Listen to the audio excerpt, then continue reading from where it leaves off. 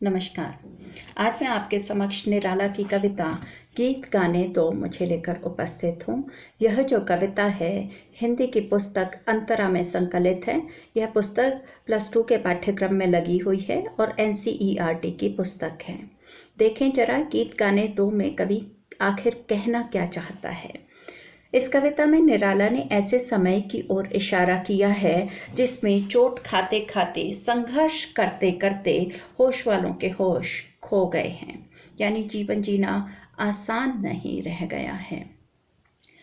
पूरी मानवता हाहाकार कर रही है, लगता है पृथ्वी की लौ बुझ गई है। मनुष्य में जिजीविषा खत्म हो गई है। जिजीविषा यानी जीने की इच्छा। इसी लौ को जगाने की बात कवि कर रहा है और वेदना को छिपाने के लिए, उसे रोकने के लिए गीत गाना चाहता है। निराशा में आशा का संचार करना चाहता है। इस कविता को मैं पढ़ देती हूँ आपके लिए। सरल सी कविता है, खड़ी बोली हिंदी में लिखी गई है। छोटी कविता है। मैं पहले इसका वाचन करती हूँ, फिर इसकी व्याख्या करती हूँ। गीत गाने दो मुझे। शीर्षक है ये, गीत गाने दो मुझे। गीत गाने दो मुझे तो वेदना को रोकने को। गीत गाने दो मुझे तो वेदना को रोकने को। चोट खाकर राह चलते होश के भी होश छूटे। हाथ जो पाथे थे ठग ठाकुरों ने रात लूटे। कंठ रुकता जा रहा है, आ रहा है काल देखो। भर गया है जहर से संसार जैसे हार खाकर। भर गया है जहर से संसार जैसे हार खाकर। देखते हैं लोग लोगों को सही परिचय न पाकर। बुझ गई है लौ प्रथा की। बुझ गई है लौ प्रथा की, जल उठो फिर सींचने को। बस इतनी ही है ये कविता। छोटी सी कविता है, मैंने पहले ही आपको बताया। हम इसकी अब व्याख्या करेंगे। देखिए, इस कविता का बहुत बारीक सा अंतर होता है। कई बार हम कहते हैं हम इस कविता का सरलार्थ करते हैं, कई बार हम कहते हैं हम इस कविता की व्याख्या करते हैं। सरलार्थ और व्याख्या, इसमें बहुत बारीक सा अंतर है। असल में सरलार्थ उस कविता का किया जाता है जिसमें काफ़ी जटिल शब्दावली हो और जिसको सरल शब्दों में समझाना हो, सरल अर्थ, ठीक है।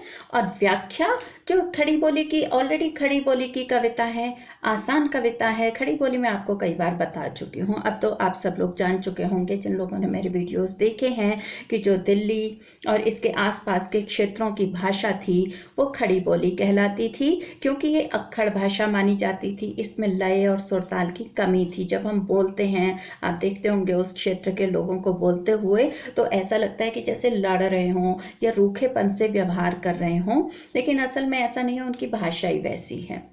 तो ये जो खड़ी बोली थी, इसको साहित्य के लिए अनुकूल नहीं माना जाता था। जो बाकी क्षेत्रीय भाषाएं थीं, जैसे ब्रज भाषा हुई, अवधी हुई, ये बहुत रसीली थी। बोलते समय भी इसमें एक लय आती थी, लयात्मकता थी। लोग भी बोलते हैं तो बड़ी मिठास से बोलते हैं इस तरह की भाषाओं को। तो ये साहित्य के अनुकूल मानी जाती थी वो जो भाषाएं थीं, ब्रज भाषा हुई, अवधी हुई और भी क्षेत्रीय भाषाएं।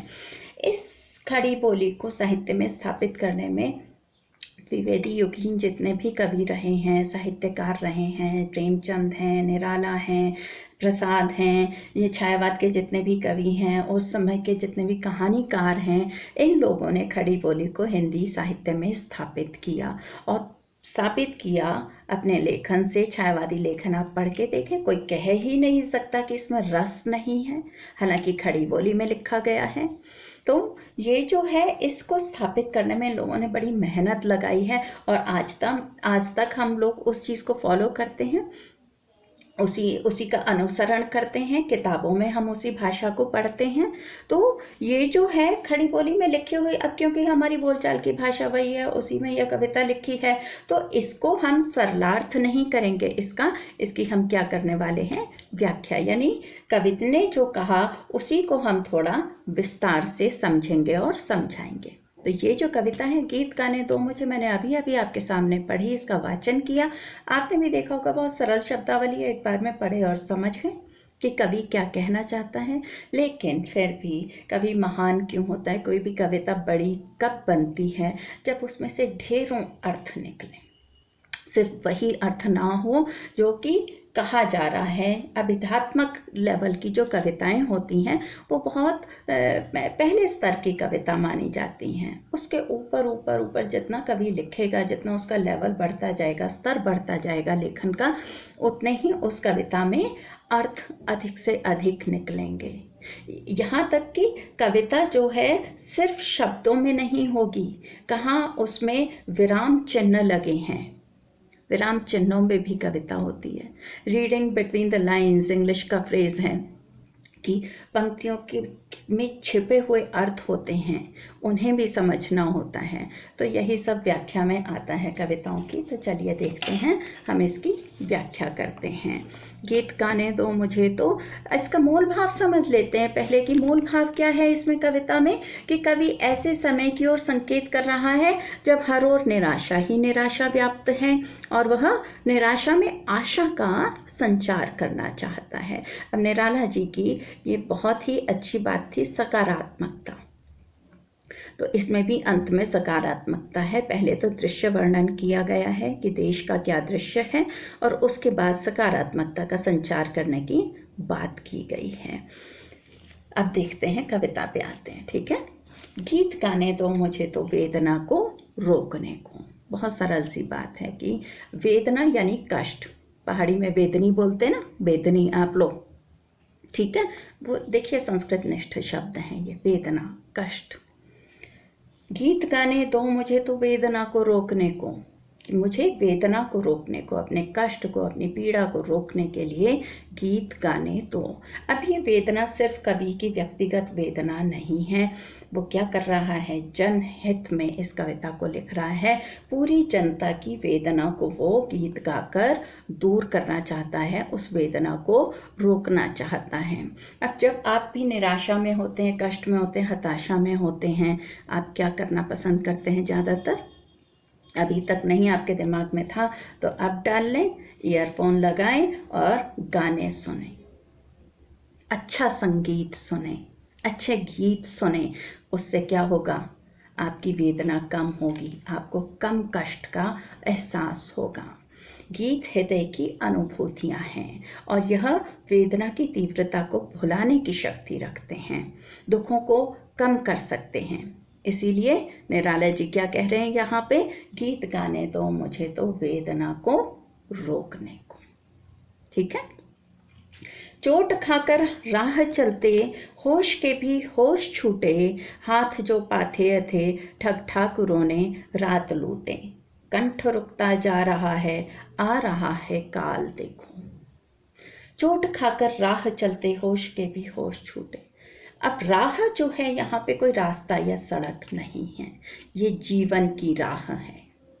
ठीक है, जीवन लंबा जीवन है और उसकी राह पे चलते चलते क्या है, कई तरह की चोट लग रही हैं, ठोकर लग रही हैं। हमने निराला का व्यक्तिगत जीवन भी देखा और समझा है कि उनके जीवन में कितने कष्ट थे, अथाह कष्ट थे, व्यक्तिगत स्तर पे भी, सामाजिक स्तर पर भी, और प्रोफेशनल जो उनका काम था, लेखन का कार्य, उसमें भी उन्हें कई कष्टों की अनुभूति हुई।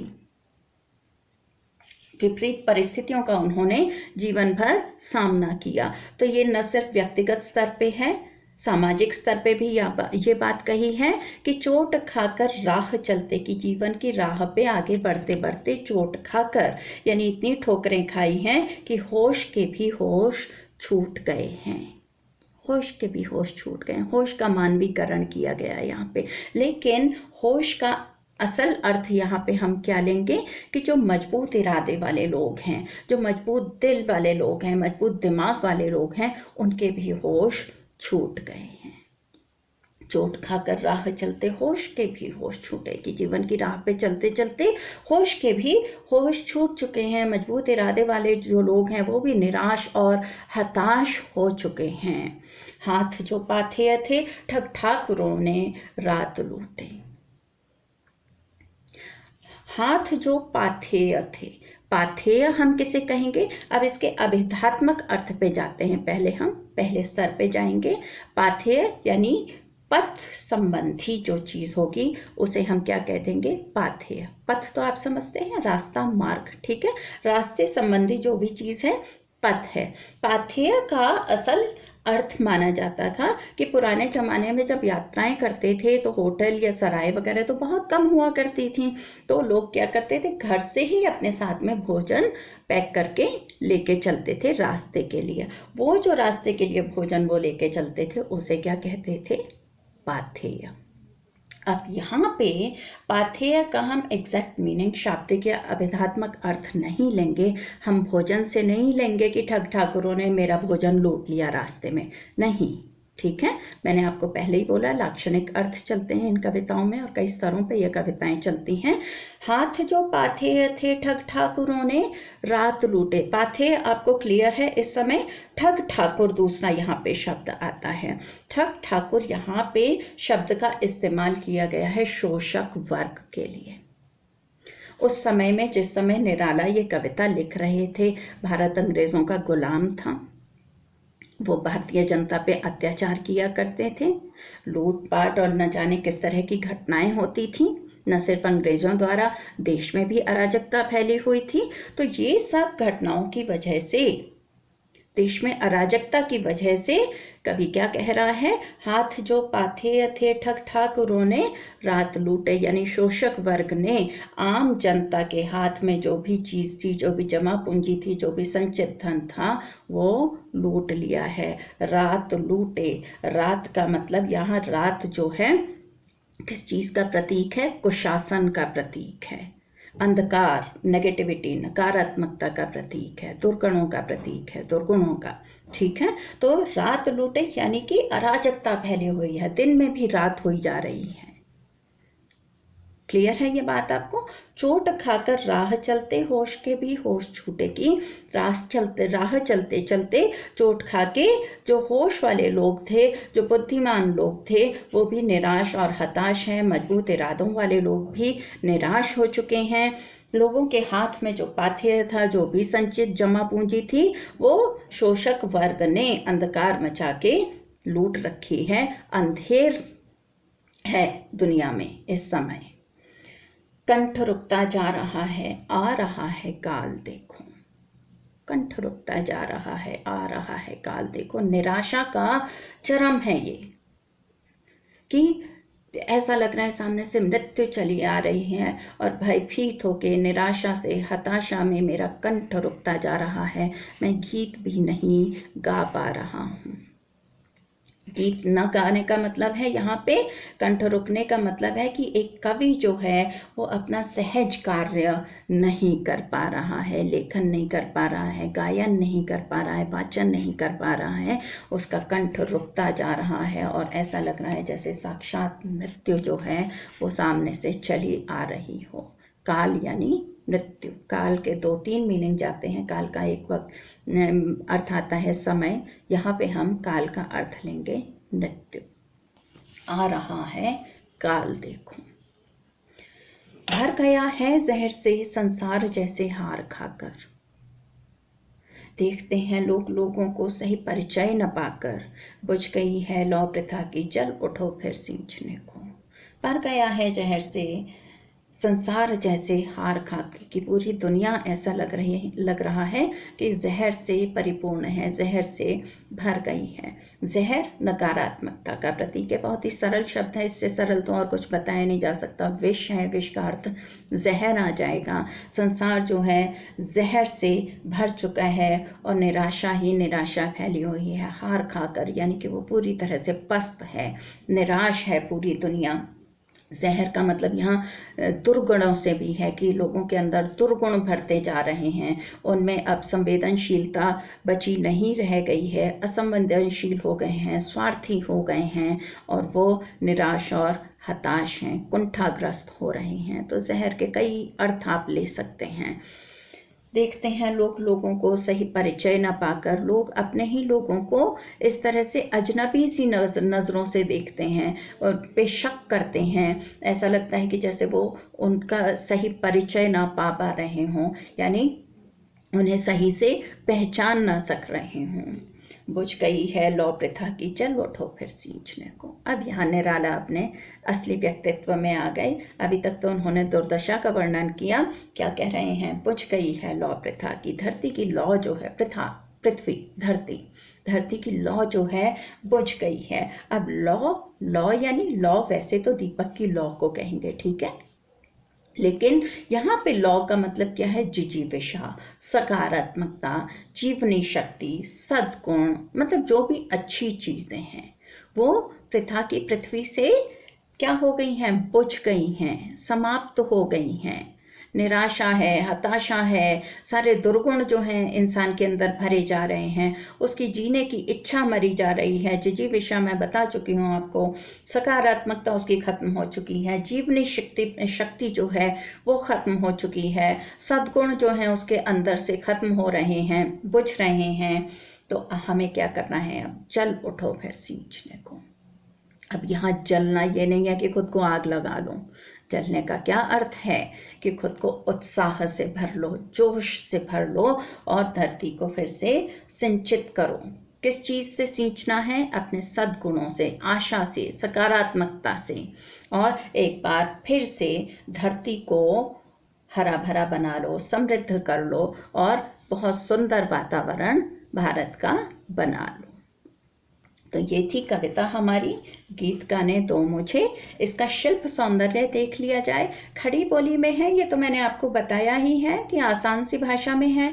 अनुप्रास अलंकार है, मुहावरों का प्रयोग किया गया है, बहुत आसान से मुहावरे हैं। होश छूटना, जहर से भरना, लयात्मकता और संगीतात्मकता तो है ही, प्रतीकात्मकता भी है, और मुक्त छंद जिसके लिए निराला जी जाने जाते हैं, मुक्त छंद के वो प्रवर्तक रहे हैं, तो ये मुक्त छंद है। लाक्षणिकता है, यानी जो बात कही गई है सीधे सीधे वही अर्थ नहीं है कविता में, अभिधात्मक कविता नहीं है, इसमें लाक्षणिक अर्थ है, ठीक है।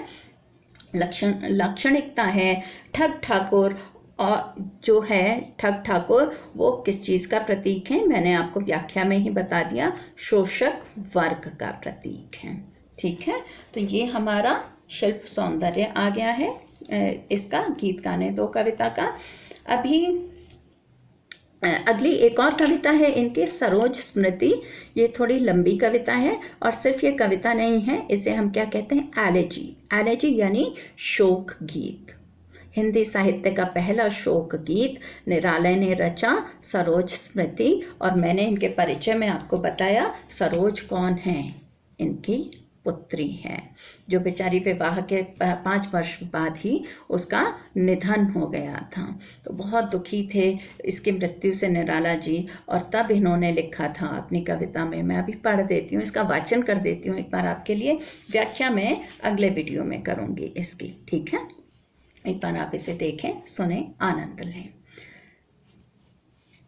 देखा विवाह आमूल नवल, तुझ पर शुभ पड़ा कलश का जल। देखती मुझे तू हंसी मंद, होठों में बिजली फंसी स्पंद। और मैं भर झूली छवि सुंदर, प्रिय की अशब्द श्रृंगार मुखर। तू खुली एक उच्छ्वास संग, विश्वास स्तब्ध बंध अंग अंग। नत नयनों से आलोक उतर, कांपा अधरों पर थर थर थर। नत नयनों से आलोक उतर, कांपा अधरों पर थर थर थर। देखा मैंने वह मूर्ति थी मेरे बसंत के प्रथम गीत। श्रृंगार रहा जो निराकार, रस कविता में उच्छ्वसित धार। काया स्वर्गीया प्रिया संग, भरता प्राणों में राग रंग। प्रतिरूप प्राप्त कर रहा वही, आकाश बदल कर बना मही। हो गया ब्याह आत्मीय स्वजन, कोई थे नहीं न आमंत्रण। था भेजा गया विवाह राग, भर रहा न घर निशी दिवस जाग। प्रिय मौन एक संगीत भरा, नवजीवन के स्वर पर उतरा। माँ की कुल शिक्षा मैंने दी, पुष्प सेज तेरी स्वयं रची। सोचा मन में वह शकुंतला, पर पाठ अन्य यह अन्य कला।